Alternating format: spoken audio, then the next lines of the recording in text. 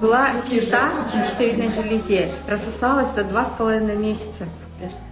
Была повышенная чувствительность к горячему питанию, я исключила горячую еду из рациона, и за месяц у меня ушла эта чувствительность, болезненность зубов, эмаль восстановилась. 2 месяца я кашляла осенью, не могла избавиться от кашля, и буквально приняла омегу в течение суток, усиленную дозу, и у меня начал уходить кашель.